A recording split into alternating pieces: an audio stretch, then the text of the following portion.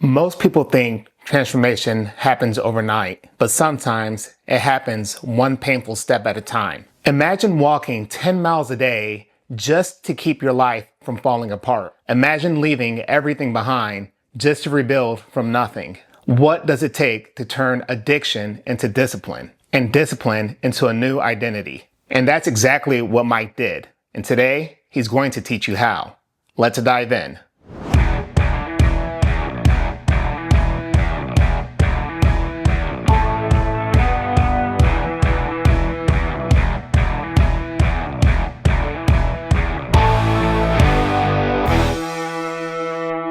Welcome to Best Path Forward. My name is Daniel Best, and we're here to talk about personal development tools that we use to find the best path forward in hitting our goals. Today, I'm joined by Mike. Mike, welcome to the podcast. How you doing, man? I'm doing good. How about yourself? Can't complain. Just living a dream.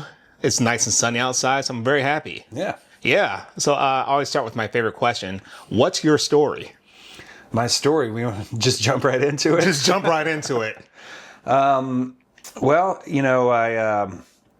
my story, this journey, I guess, we're talking about fitness and, how I landed where I'm at, what works. That journey started with addiction. I was, 2015 and 2017, I was pretty addicted to some pretty hard stuff. Prior to that, I was abusing Adderall. I had a prescription for it, but I was abusing it. And, it's always abusing stimulants, drinking very heavily. Around 2017, that's when I just figured out this is enough. I always considered myself, to have a lot of potential, and it was all getting wasted. So my journey started in 2017, getting clean, and I went towards fitness, and in my eyes, replacing. To get rid of an addiction, to get rid of something that you don't want in your life, the easiest way to do that is to replace it with something else. Okay. So that's what got me into fitness, and that just started, with walking. I had a friend who lived in Mesa, Arizona, and that was part of my strategy for getting clean, was to just go out there, one-way ticket, and just stay there as long as I needed to until I felt comfortable enough to come back. And while I was there, that's when I started adopting some of these better habits, and that's kind of where my story starts. You said I went deep to start. I went into like the shallow end. You just dove into the Pacific Ocean. Yeah. I think that's the one out west, right? I don't go with maps. I think that's Pacific Ocean. Yeah. All right. So you talked about a lot of stuff there, and I appreciate you kind of being open with us. I know, of course. Probably you never know who it might impact positively. So you never know who's struggling with addiction, and I think everyone's struggling with addiction of some sort. Mm-hmm. And it sounded like yours was impacting so many areas of your life that you just had to uproot your life, go out to Mesa, Arizona, and just get to that area. And you had a friend out there. Yep. So if you don't mind me asking, what was that conversation like with your friend prior to you moving out to Mesa, Arizona? It was an easy conversation to have because, when somebody knows you intimately, they know when you're not yourself. Yeah. They know when something's awry, when something's not right. So it didn't come as a shock to him, and he was open arms. This guy's he's the closest thing I have to a brother, and a friend. So he and his wife were happy to host me out there, and it took me about 2 months to really clear my head out. There was still a long journey after I got back home, but he was nothing but supportive, and same with everybody else in my life. Nobody knew about it. Everybody just suspected I was depressed or something like that. And when I finally, the day before I decided to go out, the day before I flew out to Arizona, I decided to, just tell everybody. So I just started making calls, telling everyone. There's a lot of shock, Nobody was really upset with me. They were just glad that I was finally doing something about it. Yeah. Damien, he's my friend that lived out in Arizona. He was more than happy to host me and, help me get through it. And I don't know where I'd be, without him, Yeah. Yeah. It's good that Damien was there for you and Damien's wife was there for you as well. So, were you expecting certain people to have a certain reaction when you told them about the addictions? Yeah, my closest friend, Doug, he had no inkling that anything like that was going on, and I was afraid if I said something to him, he was just gonna, just cut you out. Yeah, and that was not the case. That was not the case with anybody, so I obviously I had to tell my kids' mothers. That conversation waited, for a minute. I decided to have that conversation about, halfway through my visit in Arizona. Those were some tough conversations, because, I had to tell my sons. It was, I really let them down, so that was a tough pill to swallow. But you know what? It's wild to see the impact that decision, that change, what that has done in their lives. Like, my two eldest, they're jacked-ish. Well, they're jacked. They're pretty jacked, and they're just really into fitness now. They're very disciplined, with their gym, and they were not that way before, I made this change in my life. So, I'd like to think that, by making that decision to switch around, what better gift, to give, your children? Like, that's something that, the closest thing that we have to a fountain of youth that we really know about is strength training. Yeah. A lot of people live till they're 80 and 90, but they don't have the best quality of life oftentimes. No. You lift weights, you're going to have a much better quality of life for the years that you do have left to live. So, if that's something that I can impart to them and they can pass that on to their kids, that's not a bad thing. It's the gift that keeps giving. Yeah. And so before you started lifting weights, he said that you started out with a simple replacement, and that's replacing kind of the addictions to the substances with walking. Yeah. So how did you approach that out in walking Mesa? Was so it's in the middle of the Sonoran Desert, where Sounds we're at. very hot. Yeah. Oh God, it was early April that I got there, so it wasn't blazing just yet. You get into June and July, you're looking at 100 and up to 120 degrees. 120? Yeah. Well, I went and visited there a few years ago. I brought my sons so they could see everywhere where I changed my life around. One day, my oldest son Christian, we decided to go play tennis. It was 113 degrees out. They like to say oh, it's a dry heat. Nope. No, that is hot. It's still hot. It's hot as hell. We got up there and we volleyed a couple of times. We're like, no, screw this. No. I'm going back inside. We got the experience. We're good. We hit it once or twice. We're good to go. But the walking was so when in high school I was a cross country runner. I was never a lifter. I always I'd see these figures like Brad Pitt and Troy or like the Marvel characters I want to look like that someday. Yeah. I was not ready for that yet. I knew that I trashed my body for the last 10 years, so I'm like, I gotta take this slow. What is easier than just walking?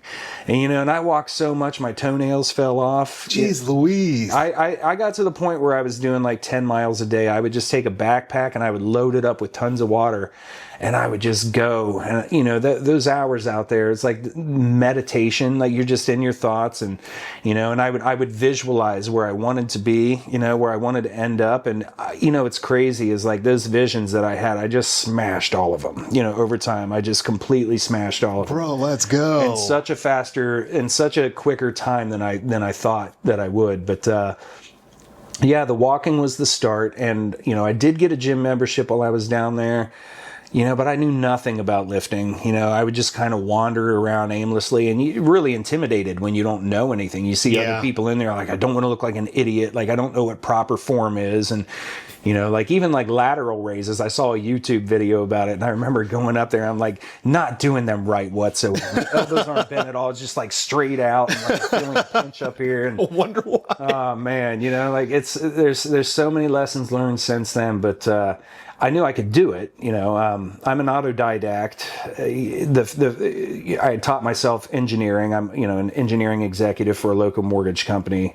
And even as a child, I taught myself how to ride a bike. What? I didn't have training wheels. I just I remember I used to live on Lockbourne Road, and there was a little knee wall, along the sidewalk, and I would just hold on to the bike, and I would run on the knee wall and then jump on my bike and just hope for the best. Yeah. I crashed a couple of times. I would imagine that doesn't sound like I ended up figuring it out. So there's this confidence that I have in being able to figure anything out, and I knew that I would figure out strength training and, that type of thing.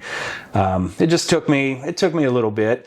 But the journey, you know, from like walking, you know, then it was running. And I mean, I was trashing my knees, like, you know, like I was having so many problems because my body was just not ready for it. Yeah.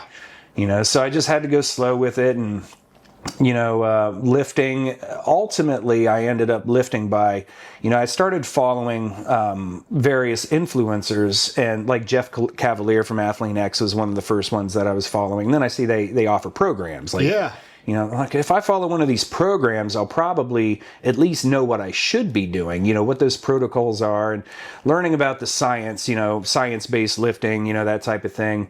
That became really appealing to me because I'm an engineer. I've got an analytical mind. You know, so I like being able to tweak little, you know, getting data points and figuring out what you can tweak and that type of thing.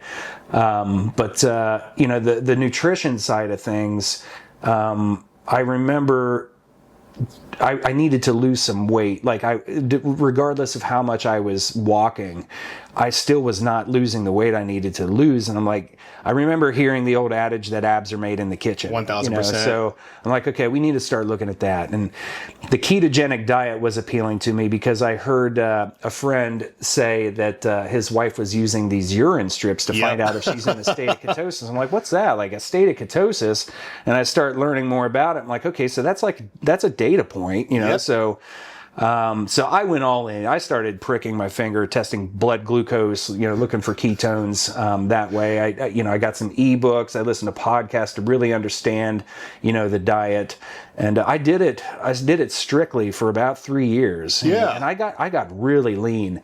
But, you know, my ultimate goal, looking like that Brad Pitt and Troy, or, you know, looking like a Marvel guy, it wasn't happening on a ketogenic diet. No. You know, and I didn't understand the, you know, like the need for glycogen, you know, replenishing glycogen, and also protein, like with, ketogenic diet, typically, you know, 20% protein that's not enough for, you know, to really put on size. That's what it is for keto? Yeah, I mean, so, you know, there's glucogenesis, you know, the process of like changing like glucose into, you know, glycogen that gets stored in your muscles.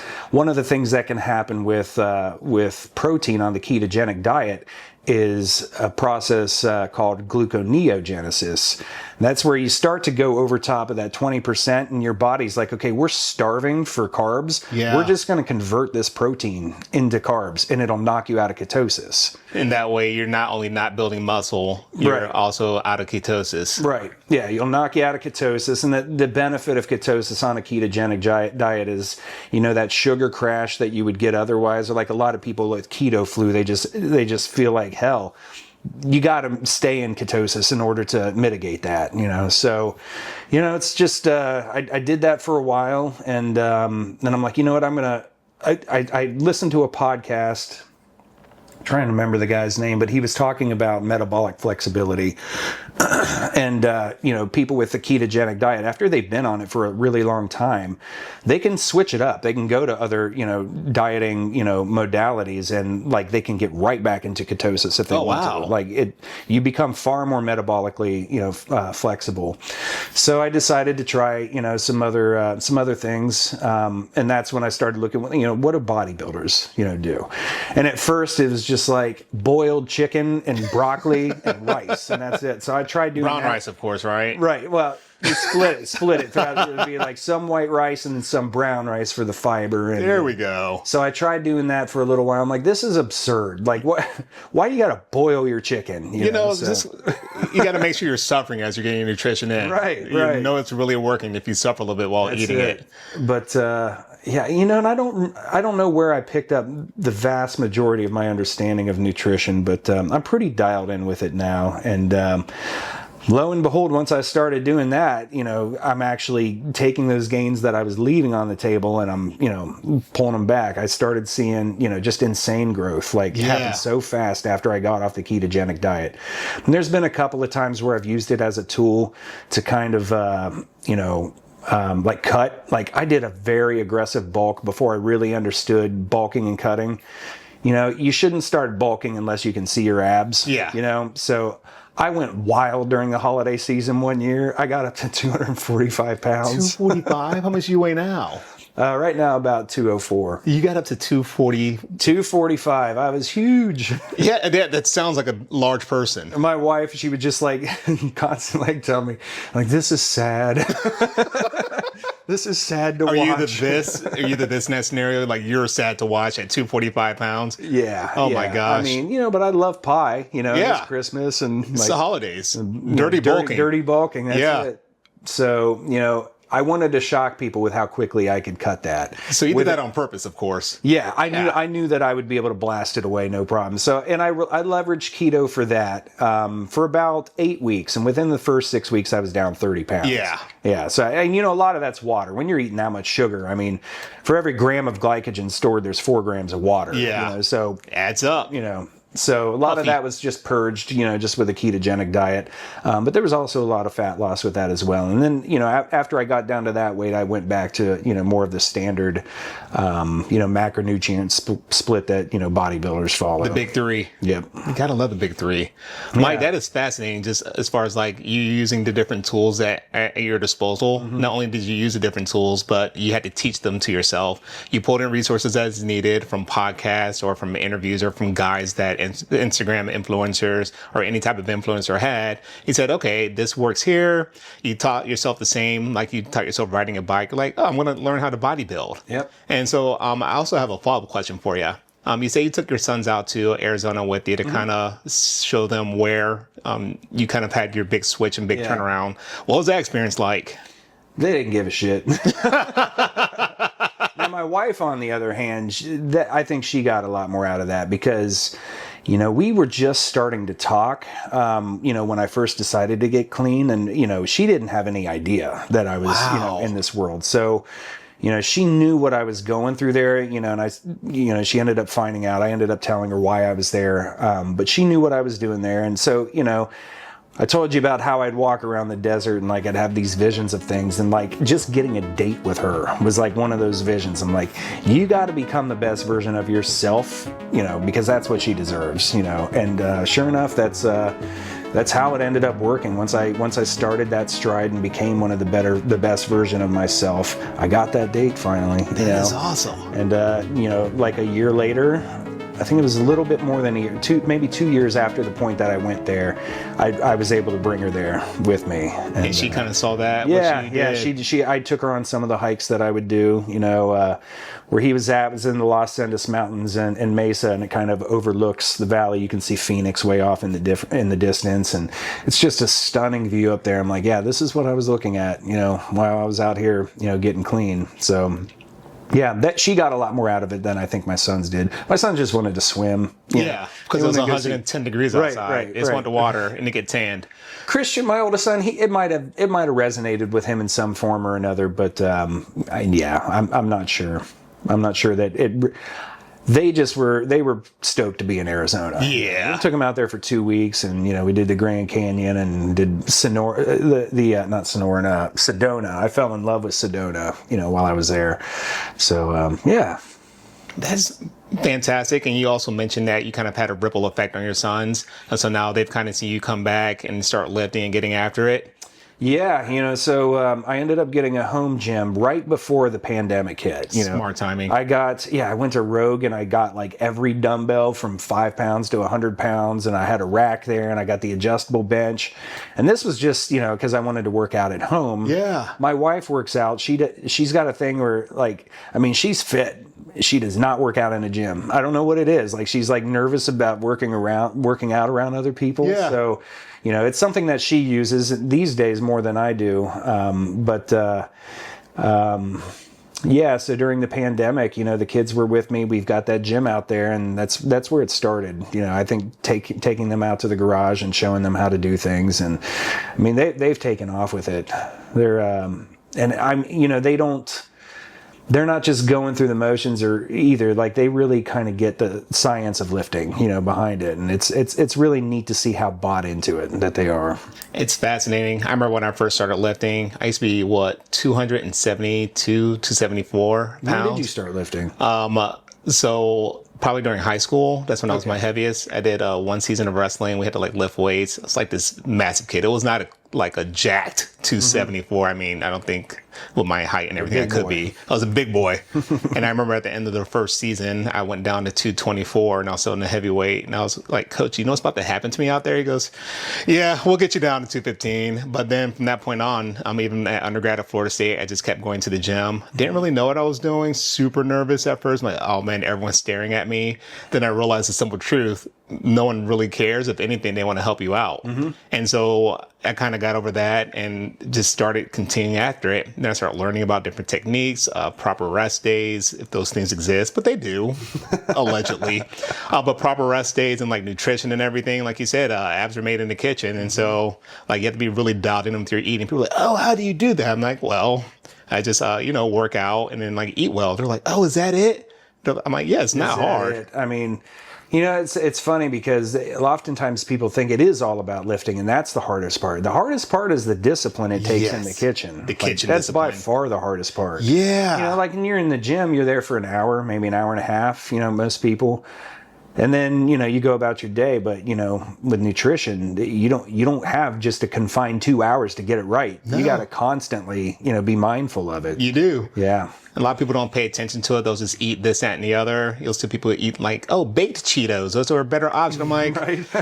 Look at the macros. They aren't the best for you in any regard. I'm like, yeah, they're slightly better than Cheetos, but like, once you have something else, like meal prep, that's the biggest thing I think that makes a difference for me. Like I have a smoker, I have a lot of food that I cook, like just meal prep. People are like, I hate leftovers. I'm like, well, if you want to cook a clean meal every time, that's on you. That sounds like a lot of time. But meal prepping is how you kind of like make sure you can stay on top of your nutrition. Yep. And also I'm incredibly cheap. And so I don't want that food to go to waste. So once I meal prep, I'm like, I'm going to eat it in small servings throughout the day. And then like, oh, at that point it's this autopilot. Yeah. Little attention is paid to the diet. Of course, that doesn't mean I don't have a life. Sometimes I'll go out and like on the weekends or a happy hour and I'll indulge, but it's a treat. Like I'm not eating a cookie at every meal. So I consider my treat or my cheat meal to be that treat. So it's okay to have treats. You don't have to be like this robot about things, but most of the time your nutrition should be clean if you have body goals. And that took me a while to figure out. But once I figured it out, I'm like, oh, all right. Like output's great, but like I had surgery on my knee in January, had surgery on my shoulder in March. And so I couldn't lift the same way I did. I'm like, oh, I have to really be dialed in into the kitchen or else I'm going to, go back to Fat Dan. And no one wants that. No one wants that. Trust me. Trust me, guys. You do not want that at all. And so I think it's been really cool to kind of see the transformation in you. Obviously, I met you a while ago now through our mutual friend, Jeff, and just seeing like your progress and everything has been real inspirational. So I appreciate just been blown away by it. I appreciate that. And, that's, I don't want to jump ahead with the format, of the podcast. Breaking the rules on your first time here. That's one of the things that, that has kept me going. Yeah. I can't remember where I was going with that anyway, so I guess I'm not jumping ahead. So, Mike, thank you for giving us a great backstory. I mean, it's impressive for you to kind of take ownership of your life, not only take ownership, but change your environment and everything. Go out to Arizona and kind of do the 10 miles a day of walking till your toenails fell off and really kind of start visioning what you wanted for your life. And I think that's an incredibly impressive thing that you've done. But if it's all right with you, this is enough about you. This is about me now. So you had homework in preparing for this, and that was to choose a certain date. Yeah. Do you remember that date? I could find it here. I'll remember the day. I believe it was January 17, 2024. That sounds right. Yeah. So why did you pick that date, actually? ChatGPT told me to. It told you that date? So you like using ChatGPT? ChatGPT just randomly picked 2 days. Yeah, I use it intimately, like with everything that I do. So yeah, I could have looked at a calendar or I could just say, hey, give me 2 random dates between this time that are not Sundays. And it did it pretty quickly. Pretty fast. Yeah. It's funny because I've had a lot of different answers here. People are like, oh, I proposed to my fiance. Oh, I'm celebrating a birthday. Oh, I graduated from here. Oh, I started a new job. And you're just like, you know what? AI, you pick it for me. That's it. Nice. Are you ready to hear what AI kind of picked? Yeah. All right. So what I'll do is I'll have you read the bike brain entry as I kind of explain to what bike brains are for anyone who hasn't heard before. Is that cool? Yeah. Here we go. You read it to myself, so you can, read it to yourself. So you can talk. I mean, you can read it out loud. Probably do a better job than I would. So bite brains are tools that I use to help process the world around me and also process my own internal thoughts. They're generally broken down into one of 3 categories: mind, body, and spirit. Mine is about mental energy allocation. We all have these different mental rooms that we have to enter to further develop them. Be it the room to go walk 10,000 miles or 10,000 steps a day, or go on your own journey to figure out what you want for your future self. We are dedicating mental energy to those rooms. The next is body. Body is about taking a 360 holistic approach to who you are. It's more than just calories in and workouts and calories out. It's also about how you manage stress, about your environmental factors, about your social circle as well. And the last one is spirit. Spirit's about diving in and reaching out. Diving into yourself to figure out your code of conduct and how you want to live your life by the rules that you set for yourself. And reaching out is about reaching out to the people around you with the understanding that we can't do this thing called life alone. So Mike, you had a chance to read that? Yep. All right, cool. So what I'll do is I'll just read it for anyone that can't see it. If that's all right with you. Yep. You know, I'm glad you said yes. No one said no yet. Don't start now. So once again, AI chose January 17th, 2024. And this is a mind entry. And the title is Mind Bomb. Be it a traumatic childhood, bad relationship, or diagnosed emotional instability, you'll come across mental rooms that puzzle you. You've done the assessment and realized there's an issue, but you don't know how to deal with it. So to stay mentally even and reduce energy allocated to it, you step out. Stepping out short term is helpful, but it creates a bomb. Like an orb of emotion with a tripwire, it sits there, waiting for something to trigger it. Situations out of your control could force you back into that room. If that happens, you won't be on a mental even level to deal with the bomb igniting, causing damage. You can't control everything. In fact, you really can't control most things. But you can control when to dive back into the rooms you've avoided. It'll take time and support to cut the wires of the mental bomb, but it is well within your control. Take the action for your future peace of mind. So Mike, that one hit me very hard. And I'm thinking about a time, like kind of a mental room that I had. I was kind of avoiding for a while. And that room was like telling my family that like I'm gay and everything. And I waited for a long time because I grew up like very religious, and it's very hard to like kind of grow up like, oh, that's wrong, that's wrong, that's wrong. But I knew like if I didn't take control of that situation and it came out on other terms, it would not be a good result. Mm-hmm. And so you kind of have your family support around you. And so my found family being like my friends and everything, they're there and I kind of bounce ideas off of them like, hey, how do I tell them? And so when I was ready to kind of enter that mental room again, I was very well prepared because we just had conversations. And it didn't go necessarily the way I wanted to. Everyone wasn't like, oh, sunshine and rainbows, no pun intended there. But at that same time, I kind of diffused that bomb. And I was no longer afraid to kind of like broach the topic with them. And although it's not something that we talk about a lot, it's no longer like that tripwire waiting for like a powder keg to explode. Mm-hmm. And so I think the important part of having the idea of the mental room for this is that, yeah, you might be able to deal with it at that time, but in time, you're going to have to eventually go through and deal with it, or else it's going to be dealt with for you. And at that point, it's out of your control. So once you kind of take control of the narrative and can take control of how you want to approach it, you can really do it. And I think a lot of people will use a lot of different tools. A lot of people will use like therapy or close circle of friends or online resources. Whatever tool that you need to go and develop, I think it's important because the last thing you want that bomb to do is really just kind of blow up in your face and ruin your life. Mm-hmm. So Mike, what did you think of that bike brain? I mean, I can relate, with how I handled going out to Arizona. And, it's one of the things that kind of got me started, with the accountability, like ultimate accountability, I had some friends tell me that this was not the right move, but when I was ready, I went onto Facebook and I just announced to all of it. So when I got there, I started journaling. I was running a blog where I was just, putting my experiences, my thoughts down. And I put an entry in there where I just kind of confess, this is what's been going on the last couple of years. And then I shared that on Facebook, and it was for everybody to see, but there was many different reasons for doing that, and one of those reasons is I don't want backdoors. Like everybody's watching. Yes, and also I didn't want my children's mothers, like if I was hiding it from them and then years down the road they caught wind of it, they could use that as ammo against me. Like, let's just get this out of the way, just put it out there right now. So, I can kind of relate to that a little bit.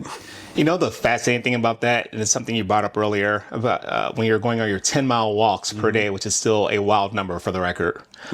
You kind of had these visions about what their future self wanted to be. And all that's part of kind of diffusing that bomb that was in that mental room. Yeah. And for me, the reason that hit so hard, because January 2024, my word of the month, and word of the month is a tool that I use, like have a singular focus on a word and kind of use that word to propel you throughout the month. It was glimpse. So GLIMPSE, glimpse. And so like glimpse at a future that you want. And so I think visualization, wow, that is a SAT level word. Embarrassing. A visualization is great to have, because like if you aren't really seeing what that room could be when that bomb is diffused, because that room doesn't just disappear. Right. It's like you can transform it into something else. And so yes, this was a room kind of rooted in fear, but once you kind of do that, it can be something else. So what do you visualize it being? And catching a glimpse of the future that you want, for you it was like, oh, I want to have a date with this pretty lady. Yep. I want to maybe one day be her husband, and maybe one day have kids. It's like you start seeing those different things, but it kind of took you that first step of kind of really starting to figure out, all right, these are the tripwires. How do I cut this one free without it blowing up? All right, let me just announce it to the world. I think a lot of times when people get started with personal development, they want to keep it really close to the chest, really close to the center. And if it's something that's groundbreaking or could be world-ending for somebody, and if you didn't take control of it and the narrative got out, it would have been a much different outcome. Yeah. And so what are these tripwires? Like, how do I clip it? And you found proper ways to clip it. So I think that's really impressive. Yeah, appreciate that. Yeah, it was, I wasn't sure about it, but you know what, like a good friend of mine, we were on a walk once and he told me, he's like, because I was wondering, like, did I do that right? Was that the right call? He's like, dude, you're clean. Like, look at your life. You're like, I wouldn't change anything about what you did. So like, that was good validation. But yeah, I mean, people have vision boards, like, there's a lot of power in like knowing where you're going, and you also got to be careful that, sometimes it's when you're looking so far ahead, it can feel daunting, and you just got to remember the next step, is just going to get you closer to that. Just focus on the next step. Just don't lose sight of that. Don't lose sight of it.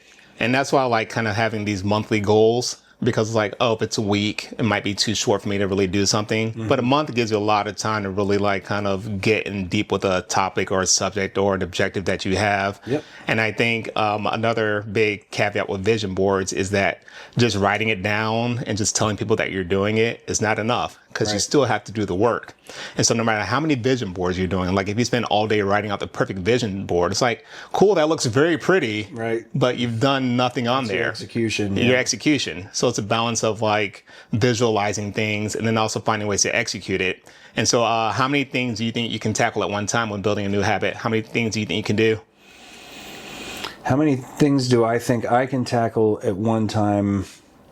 You mean like if I'm trying to establish multiple habits? Yeah. So say like, and I was just thinking about this because people get caught up in the thought of like having a vision board. Like for me, it's like probably 2 or 3 things like on a daily basis, like 2 or 3. One of my friends called them a critical task. So I write those out. So for me, that's about my limit. And some people are like, oh, I have 10 things to do. I'm like, that's a lot of things to do in a day. Yeah, I mean, well, I was diagnosed with ADHD, a while ago, and one of the things I have struggled with, and that addictive side of my being, is just I will get hyper fixated on something, and like I suddenly am not focusing on everything that I need to be focused on, and a good case of that is like with money, like I would get so zeroed in on what I'm doing with fitness, like I'm not even paying attention to what my goals are financially, and like as an engineer, I want to build, like a product that I can package and sell, that type of thing. And, so I have goals on that side, and I just wasn't even touching them because I was just so, so fixated on, the fitness side of things. So, on one hand, I want to say I can't really focus on that many things, but at the same time, when I got clean, there was a lot that I had to do. I had to focus on a lot of different things at that time to button things up. So I know that I have the capacity, to manage, multiple things. I just, I got to gut check myself sometimes. And that gut check is hard though. Yeah. Especially if you're doing something that you really love. Yep. It's like, yeah, I have a lot of good things in my life, but if I don't give them each, like if I don't step in those mental rooms often enough, they're going to deteriorate. It's like going into an abandoned house and going into the rooms. It's like, oh, there's been no love or care here. Yeah. And so they look dilapidated. They look dusty. They have cobwebs everywhere. So I think it's important, like, to have the goals, but like the hyperfixation is tough. Yeah. I find myself doing it too. I think that's maybe one of the biggest things I struggle with still. Yeah. Yeah. Man, that's wild. So how do you kind of like address it then?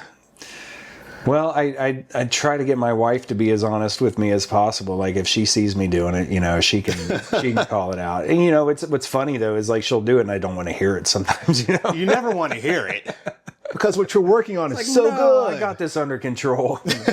Maybe not. That's fantastic, Mike. Well, thank you for indulging my bike brain.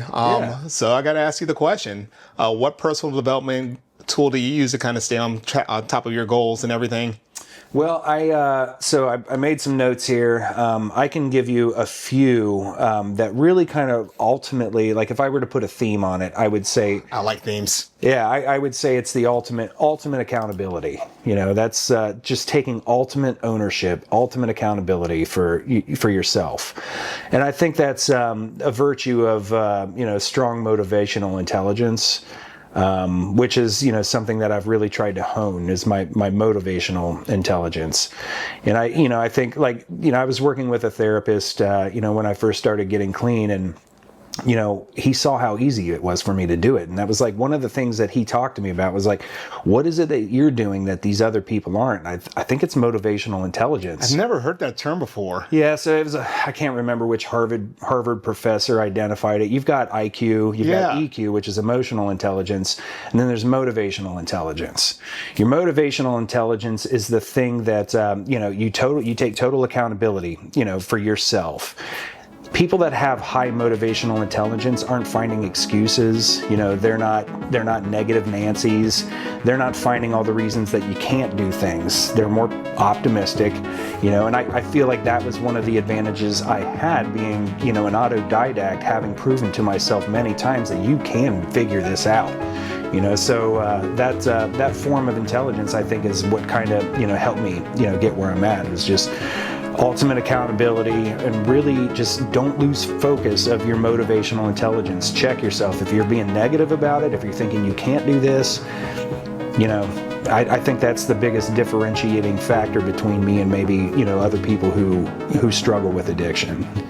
I think it's very interesting that you brought up the motivational intelligence. It's something that you kind of have innately inside of you. Yeah. So is it something that you can build up? Because you hear like you can't. I guess you could try to build IQ and try to build EQ. You can improve IQ, and MQ is one of those things that you can also improve. But you got to be aware of it before you can even touch on it. So that's for anybody who is maybe going through something similar to what I went through. I'd check your MQ. Where are you at with that?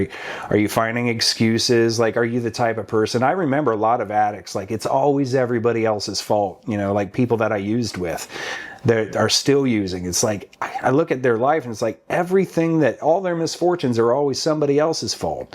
When you don't take ultimate accountability, you're leaving the control of your life, somewhere else, so by taking ultimate accountability, you're internalizing that, you're putting yourself in control, so I think that's the main thing that I latch onto, is making sure that I'm always being accountable, for everything that I do. And the thing is that once you get started, you get momentum. Yes. You're proving to yourself that you can do it, so, and it just builds on itself. At least it did for me anyway. Ultimate accountability reminds me of a book by this guy named, I'm not sure if you heard of him before, Jocko Willink. Oh, yeah. Yeah, I mean, a lot of people haven't heard of him before, Yeah. but, here we are. He wrote a book called Extreme Ownership. I've heard of it.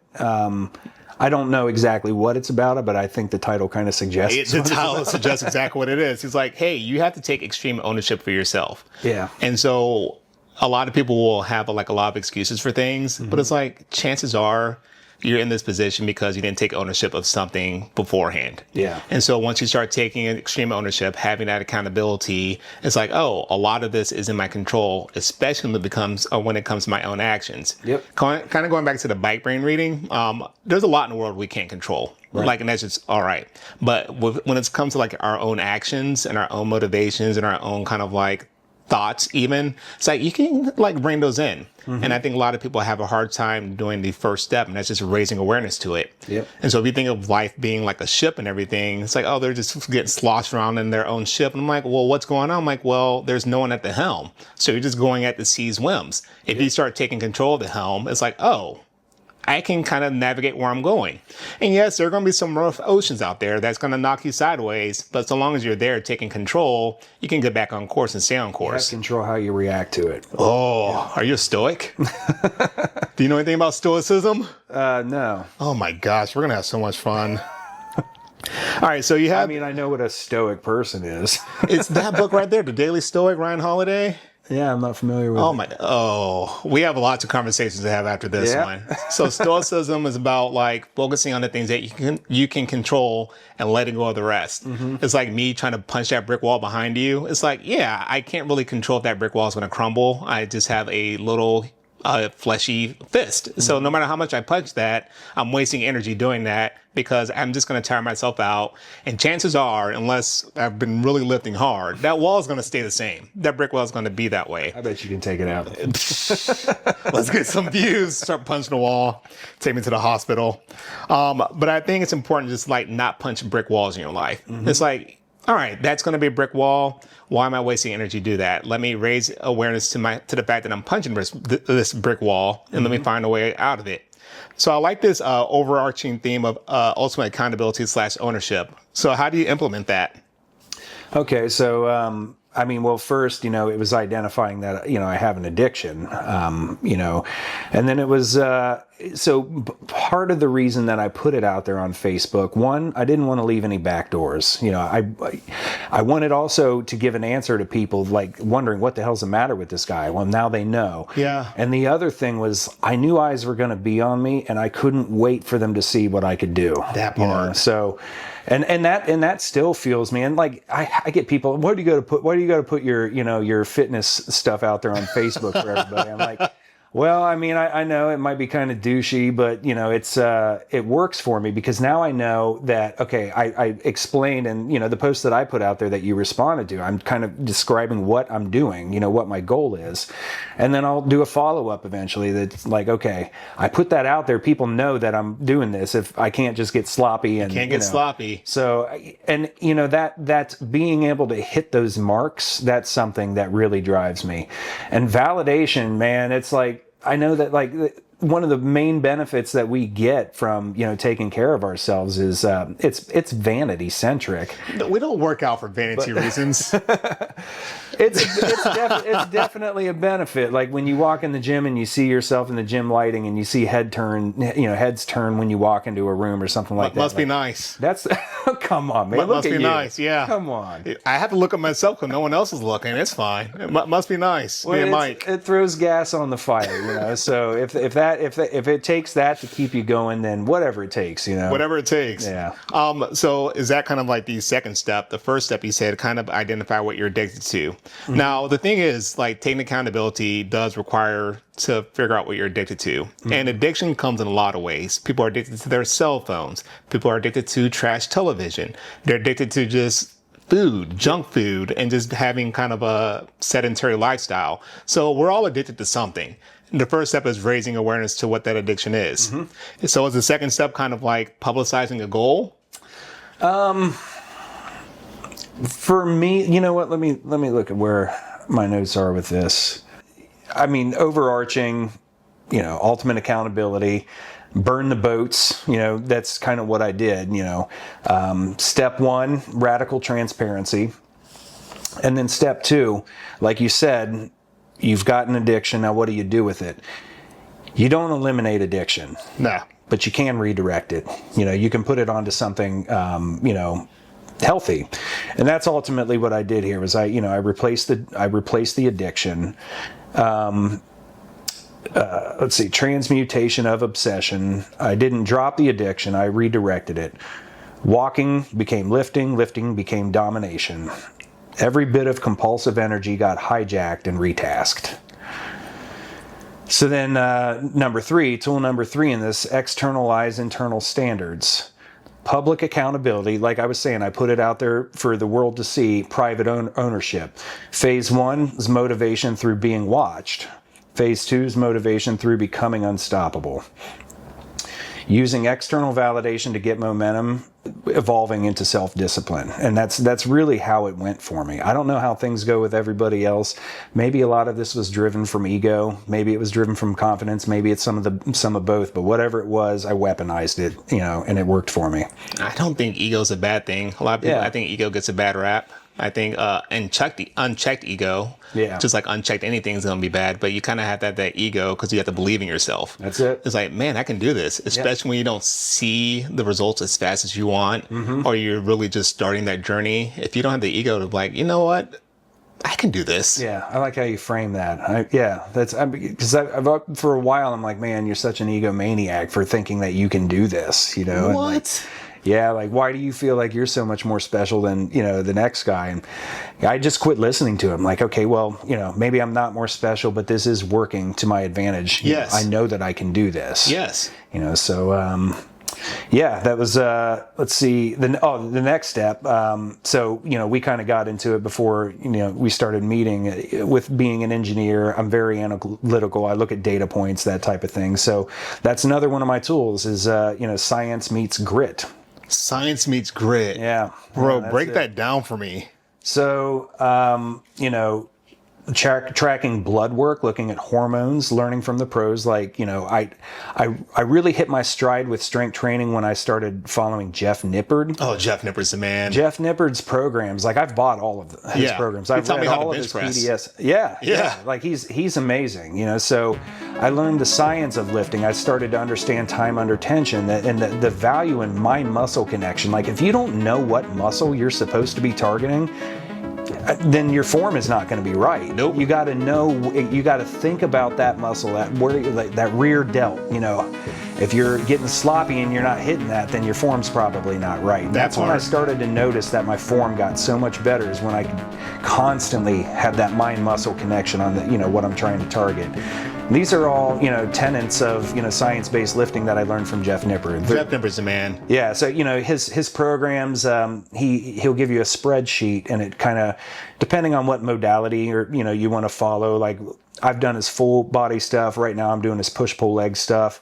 But his programs, in the spreadsheet, it'll give you what the lift should be. And if you can't do that, it gives you 2 or 3 alternative lifts that you can do, because, for me right now, I've got something happening with the brachialis tendon right here. So hammers are really tough for me right now. So I'm trying to lay off of that, and I can use some of the alternative things in there that can kind of target the muscles that, a hammer's supposed to target without aggravating, this. So being smart, and that's one of the things that, I learned through his stuff as well, is that you got to listen to your body. Don't just try to brute force through. No. That you're going to regret it. And I've definitely regretted it many times. Bro, I just had 2 surgeries this year. I can relate. Yeah. So Jeff Nippard's been great. And that's that science-based mindset that he has. That's where I learned the vast majority of what I understand, about lifting. And also in the spreadsheets, he's got a link to, the forms. It'll take you to a video and show you exactly what the form is supposed to look like. And I can't tell you how many times when I was getting started with even sometimes still, when I restart one of his other programs that I haven't touched for a while, I'm like, oh, what was that lift again? I can just look it up. Click, and he does it. That's it. And his working weight, just showing off talking is my max. I'm like, of course you're strong.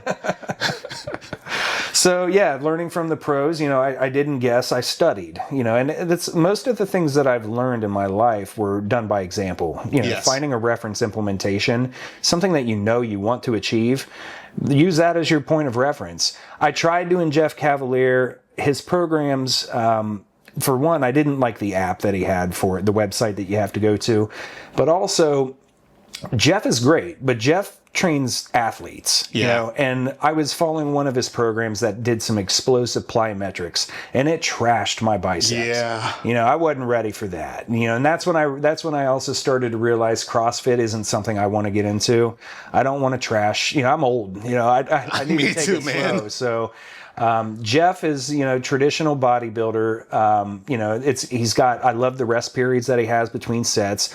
The only time I have ever injured myself following his programming is when I'm being dumb. Yeah. When I'm not listening to my body. That's a good endorsement. Yeah. I mean, I've been following his stuff for years. Like, you know, I'm an experienced lifter now, and it's because of, you know, Jeff's stuff, you know, so it's been very helpful that, you know, and he's a science-based, I think, PhD in training. So that really appealed, you know, to my analytic mind. Blood work, you know, ruthless optimization. Through blood work, I found out what supplementation I was missing. I also discovered that I would benefit from testosterone replacement therapy. TRT? Yep, that's it. I'll be honest, when I got on that, that's when I started really putting size on. You know, diet definitely helped. But it was, you know, that was the cherry, you know, that's when things really started to take off for me. And not just there, like, you know, as I got older, I realized my libido was, you know, in the toilet, you know, like my energy levels, I'd have to take naps in the middle of the day. Like, this changed all that, you know, it's been great. Yeah, so I'm getting to that age now where I'm like, let me get my levels checked. And I saw my levels. I was like, all right. So I get to have that conversation with my doctor. Yeah. And if not my doctor, maybe another doctor, who knows? But the conversations are going to have to be had because, you know, when you start getting that certain age, it's just, you know, naturally decline. I mean, it's let's fight every year after 30, I think it declines. It decreases, like, I can't remember, 3 to 5% or something like that. 3 to 5%? It's something significant. Like, it really drops as you get older. Mike, I'm just going to quit life. Every year after 30? Yeah, those are 30 is when it really starts to go down. Those are compounding numbers right now. Because you didn't say 3% doesn't sound that bad, but yeah, when you consider the compounding factor over, you know, getting up to 40 years old, I'm depressed now. But the thing is, like, it's important for me to raise awareness to it, and once I raise awareness to it, then I can, you know, figure it out. Yeah. 3 to 5%. Okay, it's fine. So I have the numbers wrong, but they're not easy. They're not hard to find. That number has been emblazoned in my head. So even if it's not right, it's still going to be right for me. Maybe it's 2%, but it is we some both know it's non-zero number. We both know it's 3 to 5%. You don't have to make me feel better. I do appreciate it, though. Thank you. It's really cool. Very nice of you. Yeah. So you know, let's see. You know, like, earning these gains, I, you know, did it through, you know, brains and brawn. You know, a lot of people have one or the other, and, you know, I've proven to myself that I've actually got both of them. Yeah. You know, so, you know, leveraging the science, leveraging the thing that I know I'm good at, you know, for this, you know, it's almost like gamifying, you know, what I'm doing, you know. So it's like, I remember when I first got a program, I would just go through the motions. I can't remember which influencer's program I purchased, but I would just get bored. You know, I'm just going through the motions. It's always the same thing. Things didn't switch up. And, you know, that's one of the things that I really liked about Jeff's stuff is, you know, like, you're not going to do the exact same lifts for longer than 5 weeks. Yeah. You know, they switch it up after that. He's got deloads, you know, put in there. You know, I use the app Strong to track every lift. One. I mean, there's probably some better ones. I like that one because it had haptic feedback with your watch. So when your rest period's over, you kind of feel it, you know, in your watch. Hey, stop sitting down, let's go. It's pretty buggy. So, you know, but it's good. Yeah. But, you know, the thing that I love about it is, like, you know, I can look at any lift and I can see, like, I can pull up any, like, let's say bench press. I can pull that up and find out, you know, what my 1 rep max is. I can see what my 3 rep max is. You know, I can see over time that how progressive overload has benefited me, you know. So being able to see the trend on things is pretty important to me, because that's how you know that it's effective, you know, that it's working. They're data points. And the more data points you have, I mean, 1 or 2 are not going to be very helpful. But you kind of see where you're going, like a scaffold scatter plot over time, it's like, oh, that's very helpful. Yep. I need to make adjustments here, or we're okay here. Just small adjustments, not these big sweeping changes. That's it. And, the same is true for Macro Factor, which is one of Jeff Nippard's products. He built the app. I don't know if he is an owner with it but I know that he's driven a lot of the feedback that's, what's Jeff Nippard, of course he has. Yeah. And I mean, like, one of the cool things about it is, like, you can, if you're religious about weighing your food, if you're tracking everything in there, it will tell, and, weighing in every day, put in your weight every day, it will give you a very realistic picture of what your TDEE is, your total daily energy expenditure. So, if you're eating in a deficit, if you're trying to cut weight, you need to know what your TDE is, have a rough estimate. There's some calculators out there that'll get you close. But this is dialed in because it knows you. Yes. It knows what you're eating. It knows what your weight is, day to day. It knows what activity level, you have. So, like, I know mine is 3,500. So I know that just by dropping 300 calories a day, that compounds pretty fast. Yep. And the same is true for a bulk, like, if I was flying blind, like, I could totally, screw things up, have the reverse effect or the opposite effect of what I'm going for. So I don't know what's working and what's not working. Exactly. Yeah. And even if you're not using an app like that, you can still figure that out without an app, but it's going to take longer because you're going to have to see what the trend is, from week to week to week. So yeah, I really love that about that app, and it's just these tools available to me, like ChatGPT. I've turned that into my personal coach. Yeah. I'm trying to figure out a way to create a custom GPT that integrates with, your fitness app, your nutrition app, because currently what I do every day with ChatGPT is I wake up and I've got an ongoing chat that's just like, months long, and I just tell it it's whatever day it is. Today is, Thursday, June 12th, 2025. This morning I weighed X amount, and here's 3 progress photos I'll give to it. And throughout the day, I constantly feed it what I'm eating, and it always knows what goal I have in mind. So one of the things that I do is I pick an arbitrary date that's in the future, and I set a goal for that. Yeah. In the summertime, it's, getting lean. It's wanting to see 3D chiseled abs. 3D chiseled 3D abs. chiseled abs, and, without sacrificing as much, while retaining as much muscle as possible. So, it'll, because it knows how my weight, how my strength is trending, because it knows what I'm eating, because it knows what my weight is, it can really give you the best advice for dialing in exactly what I even upload my blood work. I'll give it a PDF of all my blood work, so it knows all my biomarkers. I just hope they never get hacked. The Chinese will have everything. I mean, they probably already do. Yeah, I mean, they were down the other day for like 7 hours. Like, man, I hope nobody got my data. Well, it won't just be your data. That's the important thing. It'll be everyone's data. Yeah. There we go. Yeah, we'll all be vulnerable. Exactly. Yeah. Everyone's vulnerable. That means no one's vulnerable. But I don't know that everybody's using it as, religiously as I do. Like, I use it for everything. I mean, not yet. I mean, considering what you look like. You talk about Thor and everything. I'm like, I'm sitting next to Thor, the everlasting tan. Going back to like finding somebody who's like a good reference implementation, like I look at what they're doing, and like Hollywood and like all these guys like that are, doing a Marvel movie or something, they've got real pros in their corner, like, dialing all this stuff in for them precisely.